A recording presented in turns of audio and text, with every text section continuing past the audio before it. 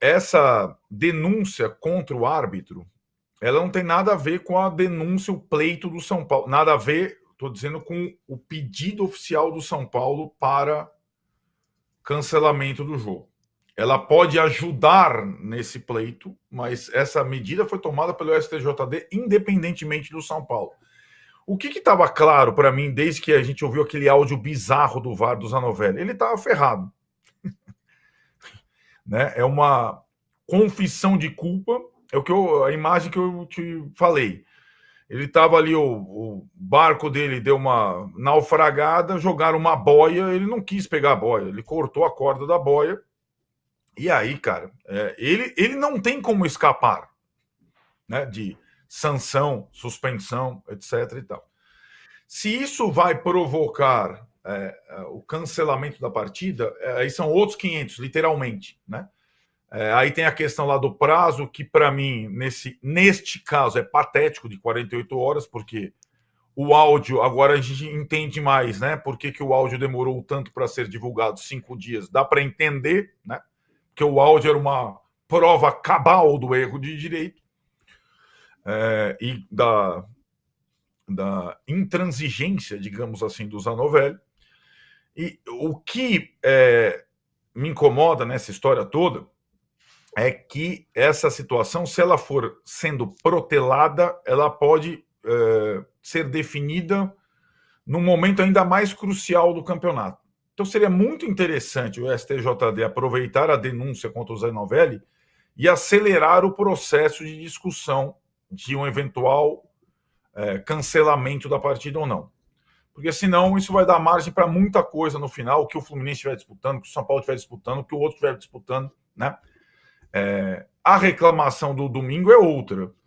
A reclamação do domingo, ela prevê, inclusive, a divulgação dos áudios, porque o que aconteceu no Mineirão com o Wilton Pereira Sampaio, de fato, é uma coisa... É como se não tivesse VAR, nem no impedimento, no gol anulado do William Gomes, que foi uma coisa instantânea por uma tomada de câmera bizarra. Né?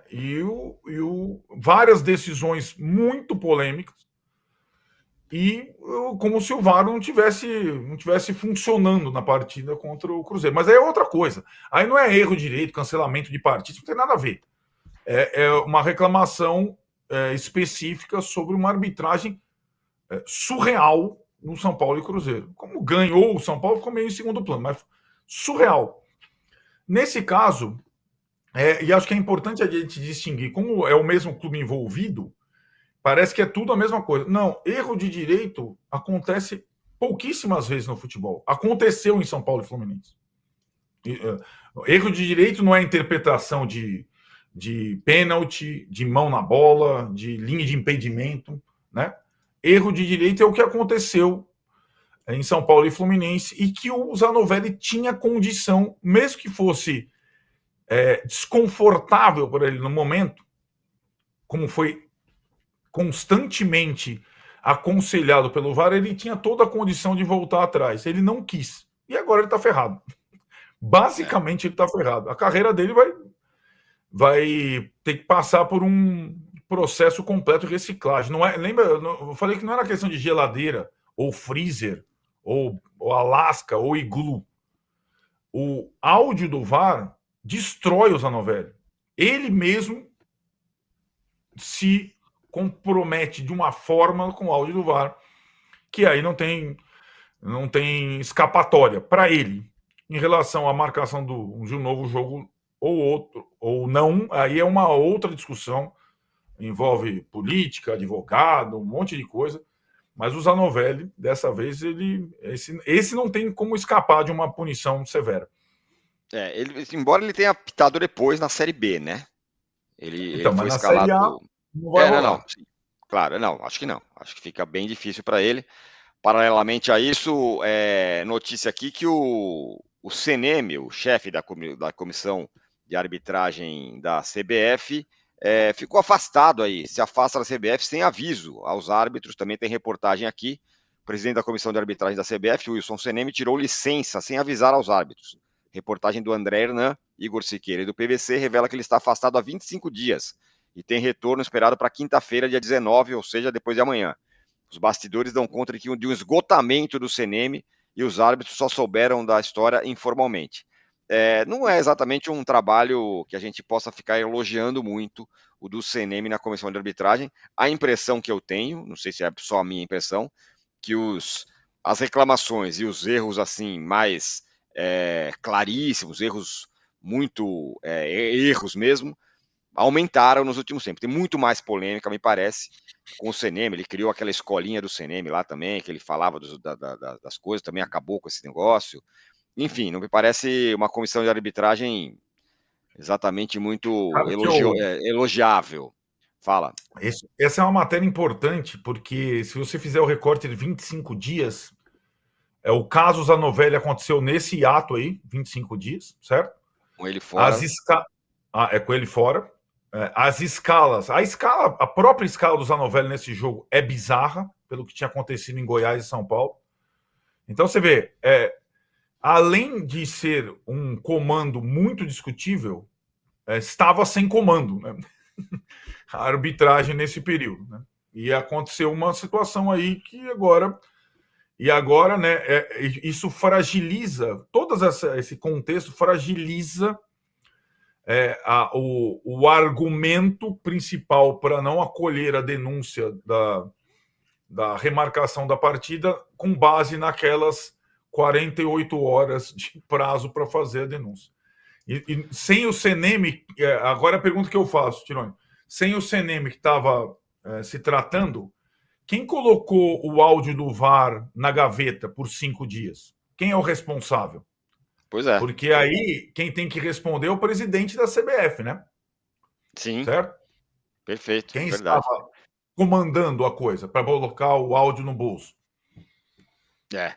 Ô, Mauro, você tinha alertado sobre isso, o Arnaldo também acabou de falar, mas é bom sempre lembrar. O importante é que o STJD não fique sentado em cima dessa história desse jogo do Fluminense e São Paulo, para não utilizar esse negócio de uma forma não republicana, vamos dizer assim, que precisar de ponto e tal. É bom resolver isso logo, né? O mais rápido possível. Bom, mas eu acho que não vai demorar. Não é? Mas é incrível, né, cara? Eu acho que não vai ser rápido, não. Acho que isso vai levar um tempo aí e tal. Adia, aí tem um problema qualquer, vai empurrando com a barriga. Até porque se chegar um momento, digamos o seguinte, que se o São Paulo resolver a vida dele no campeonato, independentemente desse resultado, Pois é, isso eles é vão ruim, tentar né, cara? acomodar. Claro, péssimo, mas assim, deixa lá. Aí o São Paulo, de repente, já garantiu a sua classificação para a Libertadores. Independente de ganhar ou não, ele tá classificado, ou porque foi campeão, ou porque ele ficou ali numa boa colocação, quarto lugar. Ok, não vai mudar nada para o São Paulo, fazer outro jogo e tal. Agora, os outros clubes que vão disputar com o Fluminense esse rebaixamento? A sorte para eles, o mundo ideal é assim, o São Paulo na Libertadores, independentemente desse resultado, e o Fluminense fora do rebaixamento, também independentemente desse resultado. Exatamente. Então deve ter muita gente torcendo por isso, cruzando os dedos, e aí você faz o quê? Você vai empurrando com a barriga e torce para dar certo. Aí se não der certo, aí paciência, né? A gente vão ter que enfrentar o problema. Bizarro também esse negócio de afastamento secreto, né? Do chefe da arbitragem. Eu acho que a única maneira de mudar a arbitragem no Brasil é trazer um chefe de arbitragem de fora com uma mentalidade que faça sentido e que determine mudanças de comportamento na arbitragem brasileira radicais e que puna com afastamento todos esses que detestam o futebol e têm apito na boca e que não entendem porcaria nenhuma do esporte, que marcam falta por tudo, esse VAR maldito que fica ali o tempo todo interferindo. Como eu tenho citado, eu vou citar de novo, para quem não viu, veja, o gol da vitória do Arsenal contra o Tottenham domingo pelo Campeonato Inglês. Gabriel Magalhães, o brasileiro, empurra suavemente o argentino Romero daquela disputa por espaço, o Romero está grudando nele, vai assar para lá, a bola viaja, faz o gol, ninguém nem reclama. Aqui teria revisão do VAR, foi falta, não foi falta. Cara, o futebol tem isso, um agarra, o outro empurra, o outro chega para lá, vem para cá, ainda mais na hora de cruzar uma bola dentro da área. Então, eles escolhem o que vão dar. Lógico, se for uma coisa assintosa, um soco na cara, um empurrão, um rabo de arraia, aí é diferente. Mas um empurrãozinho, não chega para lá, isso é do jogo, gente. Acontece o tempo todo. Aqui no Brasil, ele chega a marcar falta ou pênalti de ombro com ombro. Porque o cara mais fraquinho. Não foi o caso do Barbosa no jogo do Botafogo contra o Corinthians no sábado. Ele foi nas costas do Ranieri tolamente. Mas se aquele tranco fosse no ombro, estava arriscado a ter VAR do mesmo jeito. E o ombro com ombro não era. Ombro com ombro, o cara que é menor vai cair, claro. Porque o jogo prevê isso. Você é mais pesado, é mais forte, você vai ganhar na imposição física. Se você é mais leve, mais magrinho, você vai ganhar na velocidade, na agilidade, no drible. Assim é o jogo. É para ser assim. É para ser assim. Você pode ser um grandão, você pode ser um pequenininho e você vai jogar futebol. Como no rugby, né? Também tem muito esse conceito. Cara mais pesado, dependendo da posição e tal. E o futebol deriva disso. Mas eles alteram a ordem das coisas porque eles têm que participar o tempo todo. Eu acho que só quando chegar... Não é qualquer um cara de fora, não. Tinha que ver um inglês, sabe? Que chegasse, olha, muda tudo, tá tudo errado, tá uma merda isso aqui, muda tudo. Altera tudo, tá uma porcaria. Não é isso aqui não é o jogo. Aí suspende os intervencionistas do VAR, tira fora. É o único jeito de melhorar. Porque você vai colocando o quê? Ex-árbitros que têm a mesma mentalidade, como acontece com muitos comentaristas de arbitragem, que sempre, ou quase sempre, concordam, porque eles pensam igual. E esses caras estão matando o futebol. Eles matam o futebol. E o desejo incontrolável de protagonismo ferra o futebol também. Essa atitude do árbitro foi assim de uma vaidade absurda, porque ele foi alertado. E ele ignorou solenemente. Não, é isso aí, tal, acabou. Cara, que lambança. Para quê? Para quê? E outra coisa que pouco se fala, como é que o Thiago Silva me faz uma dessa também? Incrível, né? Jogador experiente. Como é que faz uma dessa? Cara, ele estava sozinho com a bola, não teve falta. Por que ele pôs a mão na bola? Era só ele botar o pé em cima da bola e jogar. Sabe? Eu entendi que, como o Bandeira levantou a bandeira, ele supôs que o árbitro havia marcado a falta, mesmo sem ter ouvido apito algum e tal, né? Mas. E o que o Mauro está falando. Eu acho também que foi isso. Mas um cara de quase 40 anos, jogando bola desde os 15, 13, né? Cara, não ouviu apito, meu camarada. E se sabe? tivesse. Como é que ele caiu nessa também? Se tivesse dentro da área, teria sido pênalti. Né? Exato. Se ele estivesse na área. Eu acho que isso também tem que ser falado. Cara, um jogador experiente como ele saiu do jogo no domingo, criticando o time, da derrota para o Juventude. Não, que a gente não teve concentração. E a concentração dele nesse jogo? Agora, tu imagina se esse jogo for refeito e o São Paulo ganhar e o Fluminense for rebaixado. Nossa Senhora. Imagina. Cara, isso também tem que ser falado. O árbitro é um grande vilão. Mas o jogador experiente como ele não poderia ter feito essa bobagem. O cara não teve apito. Está sozinho. Eu até entendo quando na malandragem, tipo, você acha que foi falta, não que eu defenda, mas eu entendo que o cara às vezes quer levar no grito. Ele põe a mão na bola e tudo, como aquele cara que cai e abraça a bola, forçando o árbitro a marcar uma falta. Né? Aí se o árbitro não marca, ele marca a falta no meio do campo ali, dá a bola para o adversário, a defesa se arma, nada acontece. Mas ele estava sozinho, não tinha nada. O Caleri estava a metro de distância reclamando da própria arbitragem. Era só botar o pé na bola e dar um toque e seguir. Por que ele pôs a mão? Tem que ser discutido isso também, quer dizer, que ideia, que bobagem. E só sobre aliás, porque no lance, rapidinho, Arnaldo, não era um lance que a bola estava escapando, então o cara tinha que pegar com a mão para cobrar rápido, nada. Era um lance morto, né? Ele só pôs a mão na bola para marcar que tinha sido falta. Foi mais ou menos isso, né? Foi. E assim facilitar a reposição dele, né? Tipo, a mão auxiliou no domínio. Ele parou a bola e bateu rápido. Ele ajeita para a bola com a mão. E bateu rápido. Só sobre o comando estrangeiro, eu também sou super a favor, só que aí eu faço a ressalva, o Mauro falou, europeu, não sul-americano. A tentativa da Federação Paulista de colocar o Lustó argentino para fazer uma mudança no Paulista foi um desastre. Foi um desastre. Né? Porque também tem critérios parecidos, não é exatamente a melhor arbitragem do mundo, a Argentina. Foi um desastre e é mais ou menos como na experiência, por os mais novos não vão lembrar, da época do Fará na Federação Paulista, que tinha muito árbitro estrangeiro apitando jogos em São Paulo. Os europeus foram bem, mas aí teve o Castrilli sul-americano. Você lembra até hoje, né? Exatamente. O Castrilli no Corinthians e Portuguesa. Né? Que tem uma operada na Portuguesa inacreditável. Tem que ser um inglês ou um francês. Isso. Inglês. Mas eu também acho que também tem um inglês ou um francês, que são campeonatos em que o jogo corre. O jogo corre. Na França, a porrada canta e tá tudo bem. Aí passa a ser jogo de futebol. Não essa coisa que encostou, tudo é falta, toda hora interfere, sabe? Deixa o jogo correr. Aí todo mundo vai ter que se reeducar. Inclusive a imprensa que é viciada nisso em boa parte, né? A quantidade de colegas também que veem falta em tudo é impressionante. Isso ajuda a engrossar esse caldo. Né? Sabe outra coisa que eu tenho notado? Não vou citar aqui os companheiros por uma questão de respeito, até porque é uma crítica construtiva. Mas eu não sou chefe. Se fosse chefe, eu poderia falar. Eu não sou chefe, tem nada com isso. Só estou aqui como telespectador, vou dizer.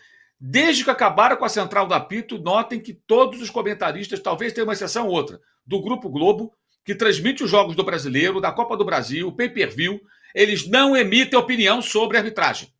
Eles estão viciados na muleta do comentarista de arbitragem. Tem um lance polêmico, depende, vamos esperar o Paulo César. Não, tem que dar uma opinião, amigo. Pô, você comenta futebol e você não tem uma porra de uma opinião sobre arbitragem? Você não sabe o que está acontecendo, você não sabe o que está se passando? Eu fico indignado. Ninguém fala, tem 2 comentaristas. Geralmente é um jornalista e um ex-jogador. Às vezes são 2 ex-jogadores. Não falam. Não falam. Aí fica aquele negócio, pô, você tem opinião, você está vendo o jogo. Pô, para mim isso aí foi... não, se foi, peraí, não sei o quê. E tentando ganhar tempo. Eu até entendo você esperar um pouco em lances como aquele do pênalti bizarro do Criciúma contra o Flamengo, que é um lance inusitado. Você fala, caramba, o que fala a regra? Aí você vai buscar. Eu mesmo, na hora, mandei zap para 5 ex-árbitros, perguntando o que eles achavam, e todos falaram, não, é isso mesmo e tal, para eu poder entender, porque a gente fica na dúvida. Mas um lance de uma disputa de bola, foi falta, foi... Cara, eles têm que falar. Tem que falar. Não falam. Então você nota como o comentarista de arbitragem, quando ele é intervencionista como os árbitros, como ele faz mal ao futebol. Porque as transmissões dos jogos vão, entre aspas, reeducando o torcedor que está acompanhando. E a omissão do comentarista é um negócio muito grave. Você está ali para comentar o jogo. Então, se houve um lance capital, você tem que ter uma opinião.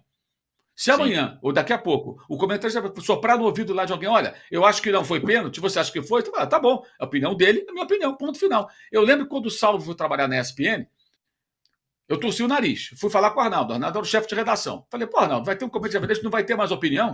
Arnaldo sabe, pode confirmar. Aí eu falei, não, ele vai dar a opinião dele quando for necessário. E você pode ter a sua opinião, e os outros comentaristas também. Ok, eu adoro o Salvo, para mim ele é o melhor disparado. Ficamos amigos, inclusive, gosto muito dele. Justamente porque ele respeitava as nossas opiniões divergentes, a gente debatia nos programas, inclusive, tinha debate. Ele falava, não, acho que foi isso. Ele falou, não concordo. Era ótimo isso aí. Até provoca uma reflexão quem está assistindo. O cara fala, não, concordo com esse, concordo com aquele, acho que ele está errado. E você vai pensando sobre os lances capitais do jogo que envolvem a arbitragem. Já se dá um protagonismo à arbitragem que não existe. E é uma crítica construtiva, espero que nenhum colega se ofenda. Mas, cara, a gente tem que falar. Você está no jogo, irmão.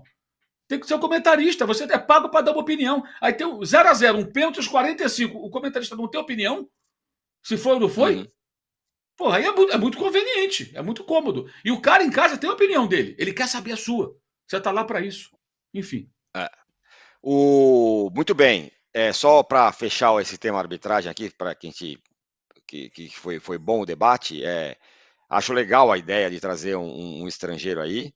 Só acho que tem que ter um pacto com todas as coisas, com todo mundo. Com o jogador, porque os jogadores brasileiros são insuportáveis. Eu imagino o sofrimento de um cara que apita um jogo São Paulo e Atlético Mineiro, por exemplo. Que tem o Hulk do lado e o Luciano do outro. Ou um jogo do Palmeiras com Abel Ferreira. Ou um jogo com o Zubeldia. Ou um jogo com não sei quem. Ou com o Mano. Ou com o Diniz. É um negócio insuportável. Eu acho que deve ser uma tarefa para um herói apitar um jogo com esses Tolerância caras. Zero. Enchendo o seu saco o tempo todo. Rafinha do São Paulo. Tem que ser tolerância zero. Isso. Não, tolerância zero. Amarelo e seu saco vermelho. Só assim vão parar com isso. Teve um jogo da Conference League que o Mourinho era o técnico da Roma, né? Era a final da Conference League, não é isso? E aí colocaram lá um árbitro inglês lá. O cara enlouqueceu, porque o Mourinho é um modo meio latino de ser no campo, os jogadores dele aí são iguais dentro de campo, reclamava o tempo todo, o árbitro despirocou, ficou louco em campo, apitou mal. Ele pegou um gancho pesado depois, né? Pegou um gancho pesado depois. Também não adianta... Mas o árbitro em campo não conseguiu conter aquilo. Não, um cara se não descontrolou com aquela história. Exatamente. Isso. Foi mesmo. Muito bem, deixa eu dar só uma última informação aqui antes de terminar, uma notícia ruim aqui, hein? O Oswaldo, atacante Oswaldo, foi internado com tromboembolismo pulmonar. O atacante Oswaldo, que jogou no São Paulo e tudo mais, internado com tromboembolismo pulmonar. está internado no hospital em Salvador. O clube do Vitória, né, informou por intermédio de uma nota que o atleta reclamou de dores na perna na viagem de volta para a Bahia, depois da vitória sobre o Atlético Goianiense. No geral, o tromboembolismo é a obstrução dos vasos da circulação arterial pulmonar. Pode ser causada por qualquer partícula líquida, sólida ou gasosa, originada em boa parte do corpo. Está lá internado.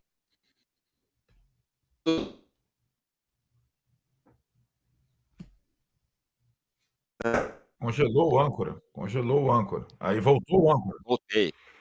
O tromboembolismo, como eu estava falando, não é uma coisa muito simples, ele está bem e tal, espero que se recupere logo. Muito bem, ficamos por aqui, e o que vem por adiante aqui, ó, às 10 horas tem o Melhores Mementos, portanto agora nesse mesmo link, às 11 horas tem o de primeira com o PVC, o André Hernan e a grande Domi, às 17 horas live do Palmeiras, 18 horas fim de papo com a Marília Ruiz, o Renato Maurício Prado e grande elenco, às 19 horas cartão vermelho, com o Trajano e com o Juca. Arnaldo e Mauro, batemos nossa meta com folga de likes aqui, 2,3 mil, excelente. Muito bom dia a vocês e a todos. Tchau.